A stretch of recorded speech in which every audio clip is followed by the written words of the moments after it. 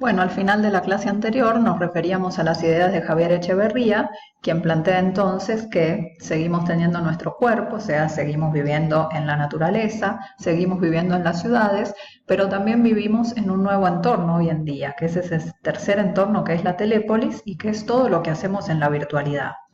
Eso interfiere con lo que hacemos en las ciudades. Esta ciudad que es la telépolis tiene, por ejemplo, nuevas puertas, nuevas ventanas, que son las pantallas, tiene nuevos lugares para almacenar la información, ¿no es cierto? La nube. Tiene nuevas llaves, que por ejemplo son los usuarios y las contraseñas que necesitamos para ingresar a los distintos lugares de Telépolis. Y entonces hacemos muchas cosas en Telépolis y también nuestros alumnos, ¿no? Entonces, la educación tiene que formar, decíamos también, a los ciudadanos y a los futuros profesionales para que vivan en Telépolis.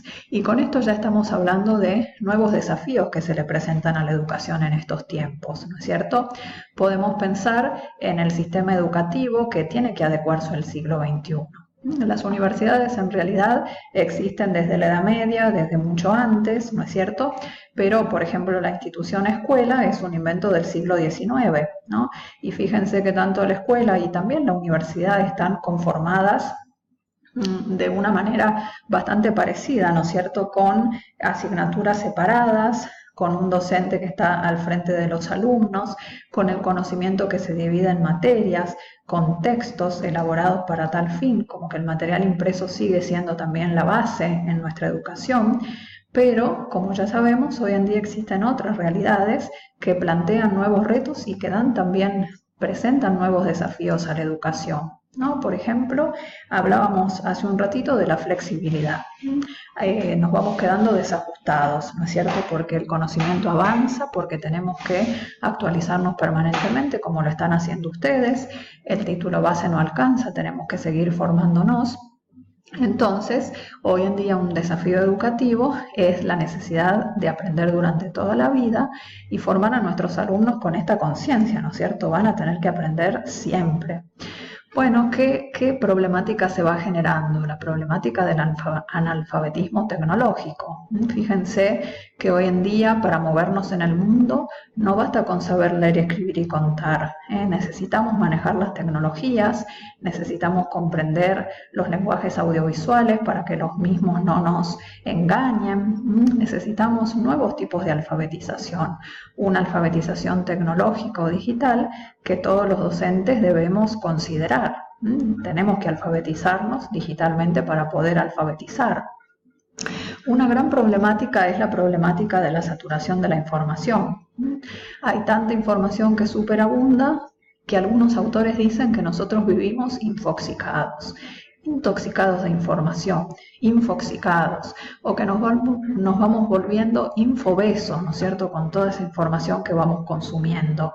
Entonces, un gran desafío es formar a nuestros alumnos para que puedan usar inteligentemente esa información, para que puedan evaluarla, primero para que puedan encontrar lo que están buscando, ¿no es cierto?, y después para que puedan evaluarla. Esa conciencia de que no todo lo que encontramos en Internet es bueno, ni es verdadero, ni está correcto, y tenemos que aprender a quedarnos con lo valioso y con lo correcto. Esto es un gran desafío. Hoy en día se habla mucho de la curación de contenidos, volvernos curadores de contenidos, o volvernos lectores críticos, hiperlectores, analizar también, por ejemplo, los hipervínculos de las distintas páginas web, etcétera. Bueno, un nuevo desafío tiene que ver con la dificultad de comprender las nuevas formas culturales.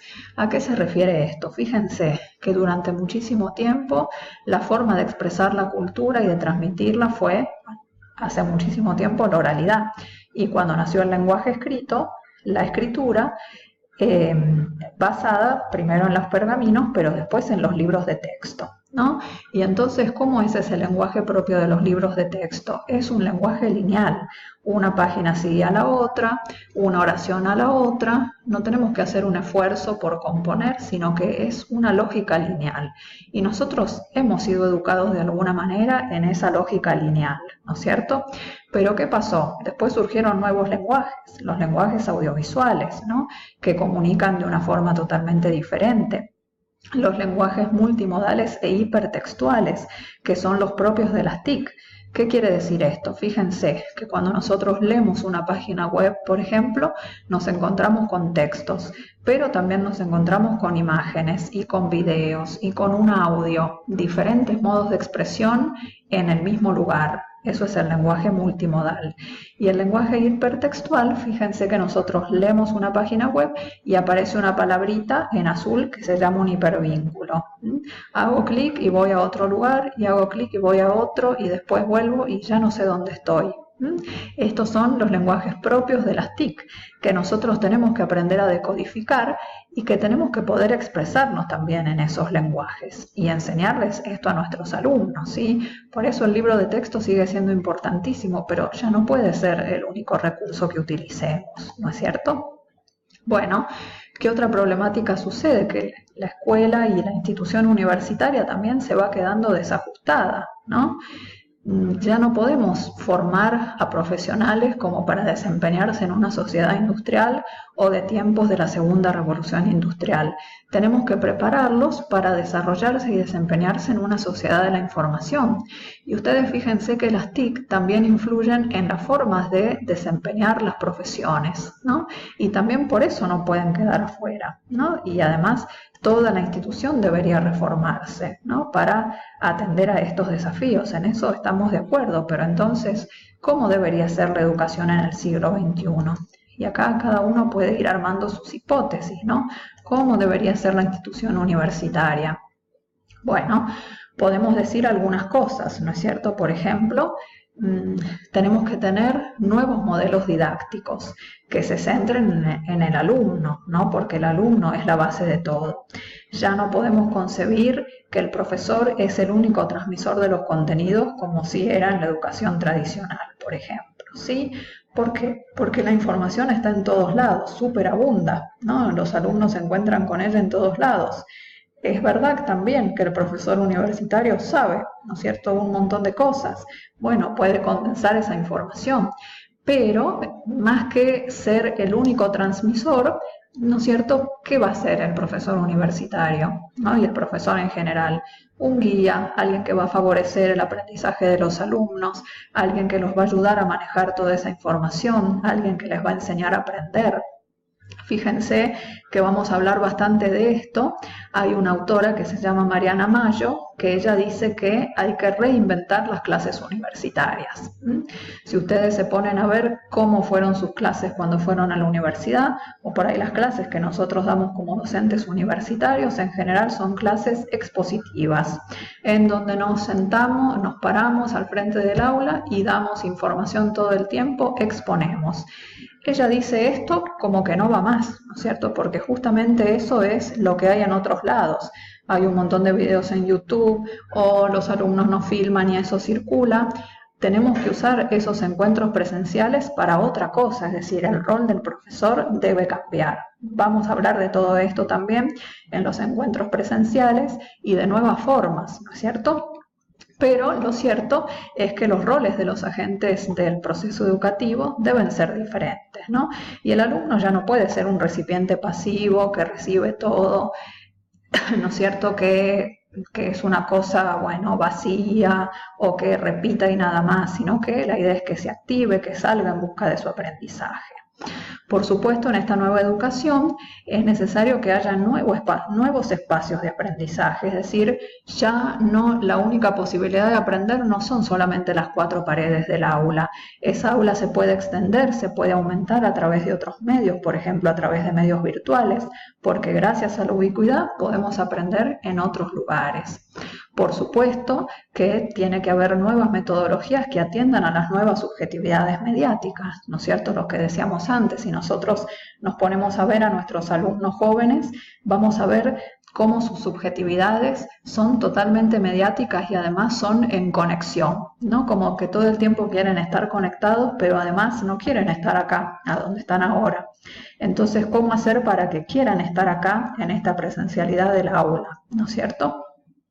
Por supuesto que tenemos que incorporar nuevos recursos, ya no basta solamente con el libro de texto que sigue siendo insustituible, pero tenemos que agregar otros lenguajes, otros modos para que ellos se expresen y también por ahí una renovación en los contenidos, ¿no? En esto también siempre tenemos que pensar porque justamente todo va evolucionando y los contenidos van cambiando y como les decía recién, siempre considerar las TIC como fundamentales en el desempeño de las profesiones, ¿no es cierto? No dejar eso fuera del aula.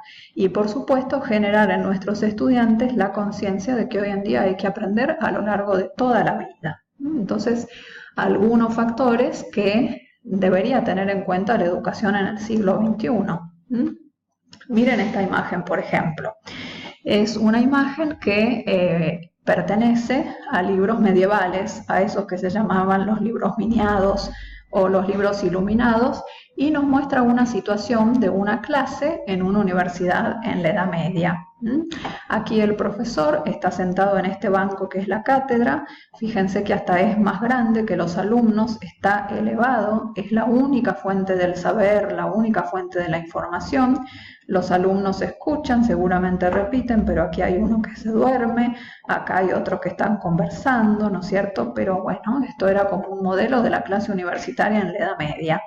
Fíjense que por ahí, hoy en día, no sé, en algunos lugares, si bien ha habido cambios, esto sigue siendo bastante parecido, ¿no? También desde lo arquitectónico, como que hay algunas aulas que tienen una tarima para que el profesor esté más alto y todos los alumnos uno atrás del otro, tan pasivos, sigue estando presente esta concepción. O miren, aquí también es muy claro cómo el profesor está dibujado más grande y por supuesto en alto también, ¿sí? Bueno, pero ¿qué sucede? Tenemos que entender que tiene que cambiar, este modelo debe cambiar y no se trata solamente de integrar las TIC, ¿no? Que tenemos que integrarlas, pero es como un cambio más amplio, ¿no? Tenemos que entender que la universidad está incluida en un mundo digital y hay que formar para eso y para esta sociedad de la información. Bueno, y ya terminando esta clase, podemos hablar de algunas experiencias innovadoras. En este caso son escuelas, ¿no? No son universidades, pero igual es interesante conocerlas. Por ejemplo, existen las escuelas Quest to Learn en New York que proponen un cambio de la currícula donde desaparecen las materias tradicionales, esa división por materias. Bueno, fíjense que hoy en día también esto es una tendencia, ¿no? Por ejemplo, acá en la secundaria 2030 o en la educación de adultos en Argentina se plantea un trabajo por proyectos, ¿no? Y entonces eso es lo que da rumbo, proyectos, y desde cada asignatura se van haciendo aportes, pero entonces ya no es esa visión tajante de los contenidos, sino trabajar en torno a proyectos o a problemas y con el desarrollo de competencias, ¿no? Bueno, estas escuelas Quest to Learn lo que incluyen es lo que se llama la gamificación. Es decir, que los alumnos puedan aprender a través del juego, superando niveles, con una sana competencia, con desafíos, ¿sí? Y eso está muy bueno, La gamificación es una tendencia. Y después en Suecia existen las escuelas Vitra, que son escuelas gratuitas, ¿no? Y donde hay un cambio en lo referente a lo arquitectónico, ¿no? Ahora vamos a ver unas imágenes, pero aquí los alumnos van circulando libremente con sus dispositivos y van eligiendo los lugares donde van a aprender, ¿no? A veces con los profesores, con otros compañeros, y son flexibles, ¿no? Como que cada alumno va teniendo su plan de estudio. Ya no es que todos tienen que aprender lo mismo al mismo tiempo. Ya vamos a ver cómo esta escritora Mariana Mayo habla de las formas alteradas. No hay por qué plantear que todos tienen que aprender lo mismo a todo el tiempo. Podemos alterar las formas, ¿no? Dice ella, como sucede en las series que nos encantan tanto, en donde hay todo un trabajo con el tiempo, donde hay vueltas para atrás, anticipaciones, y vamos a probar esta posibilidad en nuestras clases presenciales, ¿sí? Pero bueno, fíjense cómo son estos espacios de estas escuelas Vitra en Suecia. Ven, son espacios totalmente diferentes a los de una escuela o a los de una institución universitaria tradicional, y también hay espacios donde se comparten con el profesor y con otros compañeros, pero es como algo mucho más abierto y mucho más flexible, también desde el inicio, ¿sí? Bueno, con esto terminamos así a grandes rasgos, ¿no? Ideas principales de nuestra primera unidad y seguimos en contacto. Muchas gracias y hasta luego.